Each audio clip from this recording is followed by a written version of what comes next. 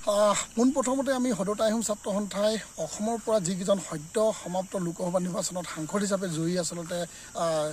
জয়ী হৈ সাংসদ হিচাপে নিৰ্বাচিত হৈছে তেখেতসকলৰ প্ৰতি আমি শুভেচ্ছা জ্ঞাপন কৰিছোঁ আৰু তেখেতসকলৰ প্ৰতি আহ্বান জনাব বিচাৰিছোঁ যাতে অসমৰ যিবিলাক আচলতে মূল সমস্যা সেই সমস্যাবিলাক সমাধানৰ কাৰণে যাতে তেখেতসকলে মাত মাতে আৰু অসমৰ 6টা জনগোষ্ঠী টাই আহোম মৰাণ মটক চুতীয়া কোচ ৰাজবংশী আৰু চাহ জনগোষ্ঠী এই জনগোষ্ঠীকেইটা দীৰ্ঘদিনৰ পৰা যি জনজাতিকৰণৰ দাবী কৰি আহিছোঁ এই জনগোষ্ঠীকেইটাক আচলতে জনজাতিকৰণৰ মৰ্যাদা প্ৰদান কৰাৰ দাবীত অসমৰ যিকেইজন সাংসদ আছে নিজৰ দলৰ যি মতভেদ আছে যিকোনো দলৰে প্ৰতিটো দলৰ সাংসদকেইজনে নিজৰ দলৰ মতভেদ পৰিহাৰ কৰি যাতে সমস্বৰে সমকণ্ঠে যাতে বজ্ৰকণ্ঠৰে যদি মাত মাতি আমাৰ যি অধিকাৰ যাতে সাব্যস্ত কৰিব পৰাকৈ তেখেতসকলে কাঢ়ি আনিব পৰা ব্যৱস্থা গ্ৰহণ কৰিবৰ কাৰণে আহ্বান জনাইছোঁ আৰু সমান্তৰালভাৱে যিহেতু অসমৰ 2জন ৰাজ্যসভাৰ সাংসদ ইতিমধ্যে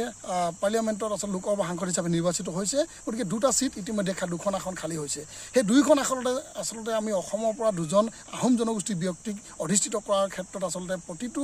দলকে আমি আহ্বান কৰিবৰ কাৰণে ব্যৱস্থা গ্ৰহণ কৰিবৰ কাৰণে আমি আহ্বান জনাইছোঁ যিহেতু মহাজোঁট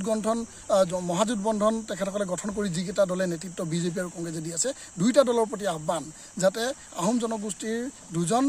ৰাজনৈতিকভাৱে সক্ৰিয়ভাৱে জড়িত হৈ নথকা আৰু সামাজিক কৰ্মত জড়িত হৈ থকা ব্যক্তি 2জনক যাতে 2খন আসনত অধিষ্ঠিত কৰাৰ ব্যৱস্থা গ্ৰহণ কৰিবৰ বাবে আহ্বান জনাইছোঁ আৰু যিহেতু বিগত লোকসভা নিৰ্বাচনত যিদৰে আহোম জনগোষ্ঠীৰ লাখ লাখ লোকে আচলতে 2টা দলকে সমপৰ্যায়ে মৰম দিছিল সেই মৰমো যাতে অহা 26ৰ বিধানসভা নিৰ্বাচনত অসমত যাতে সহায় সহযোগ যদি লাগে যে আহোম জনগোষ্ঠীৰ লোকসকলৰ যদি মৰম যদি লাগে তেন্তে এই দাবীটো পূৰণ কৰিবৰ কাৰণে আহ্বান জনাইছোঁ আৰু